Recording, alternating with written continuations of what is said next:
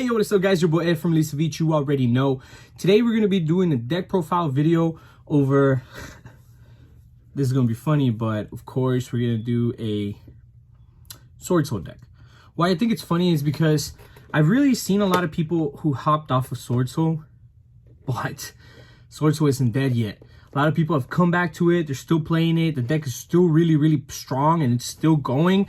Like, that's the coolest thing ever, you know? So I've made my own build again, and I'm gonna hit it with SwordSoul, and we're gonna see what happens. Should be a lot of fun. Tell me what you guys think about this deck profile, and let's go ahead and get into it.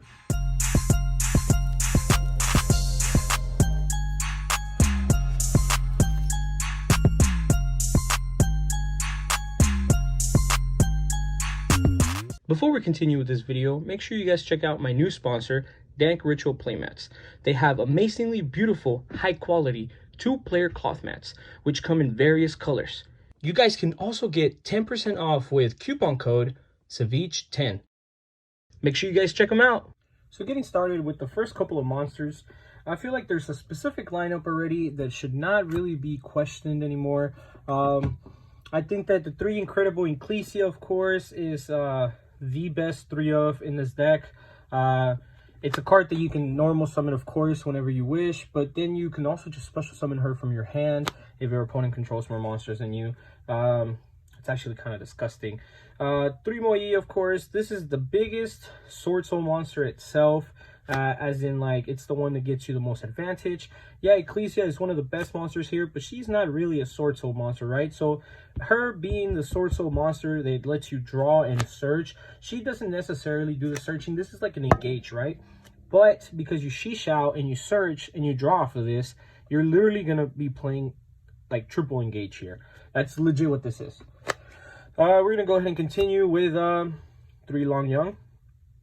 Long Young, burning your opponent. It's actually really good. Just opening this card in your hand with, you know, of course, other combo stuff is what really makes this deck so well, because I feel like for mostly everything, all you really need is 2 cards. So it's all like 2-card combo, but you can open this and this and you're chilling. You normal this, you reveal that, you get your token, you special, then you go shout, search, this draws, of course, and then with your search and your draw, you can, at that point, just depending on what the rest of your hand looks like, you could have searched like your Tie and you discard off of Tie, or your blackout, whatever, right? But yeah, this is live. Tie, I feel like Tie is just so good. Like, people really kind of downplay this guy because they're playing 2 of, but he is so good. Oh my god, banishing any worm or SwordSoul card from your graveyard, it's really nice. Continuing with 3 Ashina, of course. Ashina just being that monster that allows you to be able to get bodies on the field. Locking you into worms isn't a bad thing.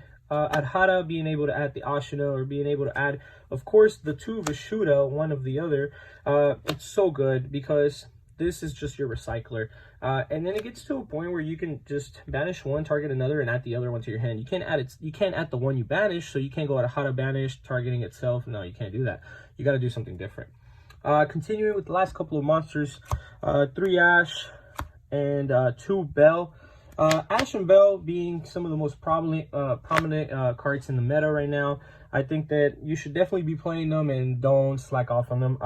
The reason why I don't play 3 is because I play so many other cards already, and this is a 45 card build that I don't want to clog my hand with too many hand traps. Of course, I said I was playing the DPE package, or if I didn't say that yet, I am playing the DPE package, and I am playing the 001 package. So you can take the route however you wish, or even if you open up like the fusion in your hand. Oh my god, that's so busted. As long as you don't lock yourself out 2 worms, I think you're chilling. But if you just kind of necessarily really need to lock yourself into worms, that's fine. You do it and you're chilling. Continuing with the 3 Emergence, of course. This is the Rhoda for the deck. This is disgusting. This is literally Monster Born. This is a card where you can just revive any one SwordSoul monster from your grave, or if you already have a Synchro, you can special summon any worm monster from your grave. Disgusting. Vessel is the card that I've seen people either play at 2. I've seen other people not play it at all. You're dumb. This is nasty. Now, Fusion Destiny, disgusting good.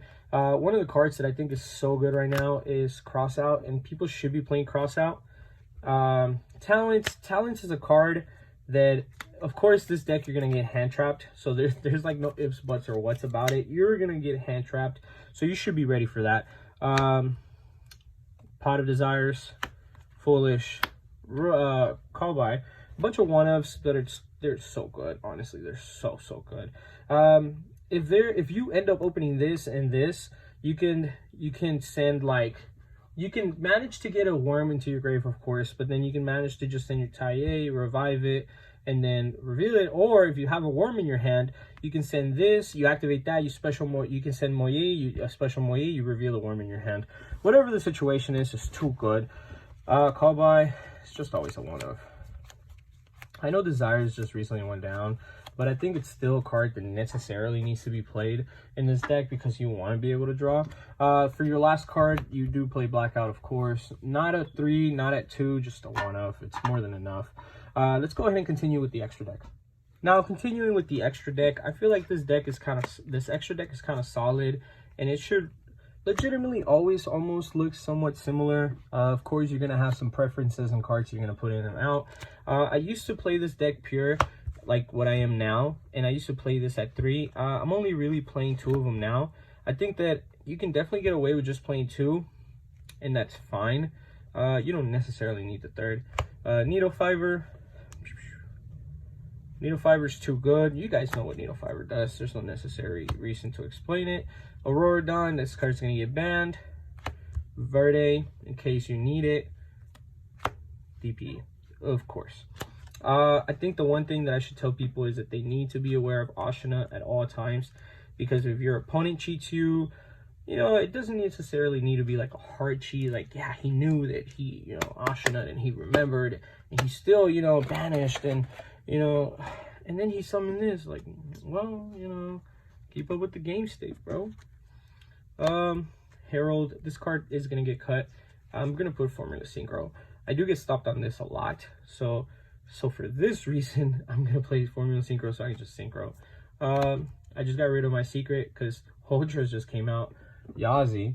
And then, of course, Baxia. I'm only playing 1 Baxia. A lot of people are playing 2 in the pure deck. I don't really think you need it. What you do need 2 of is Shisha, of course. I am playing the 1 Xiao Fang for the Baxia, of course, because locking people out of lights is still fine. It's still good. Homeboy, who helps you burn for game, is disgusting. Of course, Supreme is a mad staple in this deck. And then Baron has to be played. This is what the deck is. If I'm completely honest with you, this deck is super consistent. I've had small breaking problems with it, but as the adjustments go and happen, of course, you guys are going to make your own adjustments. Like, I'm not a really big believer in net decking. Let me tell you guys that. But I do believe that if you're going to build somebody's deck, build it, learn it, and after you've learned the deck, change it up a little bit. Or even when you build it, right? Change up a couple of the hand traps, a couple of the other stuff, right? Because it's cool, you know, if this guy topped or whatever, but you don't ever want to be building somebody's deck and playing like somebody's card for card. Like, why do you play this card? And then you give the reasoning to why that guy plays that card, and maybe you don't strongly believe it, but you just go with it. And I'm like, yeah, you know, I would rather you know, be the guy who knows why he's playing certain cards. You know, that's just me. But thank you guys all for watching, and I'll see you guys on the next video. I hope you guys enjoyed. These are my tokens, by the way. These are the tokens I use for Aurora Dawn, and then these are the tokens I use for the SwordSoul stuff. This is mostly like Moyi and whatnot, and then this is like if I ever banish the Blackout from the grave. I'm kind of specific with it. I have my boy E-Man on me at all times, because, you know, RIP E-Man, shout out to him, he was the coolest guy. And then just whenever I played the Brave stuff, or for the other deck, I play the Brave stuff, so this is the Brave stuff that I play. If I'm going to play the Brave in attack, I put this guy. If I'm going to put the Brave in defense, I always play this guy. Like, it's kind of funny. I'm just really specific with it. I think it's kind of cool. But thank you guys for watching. See you guys then.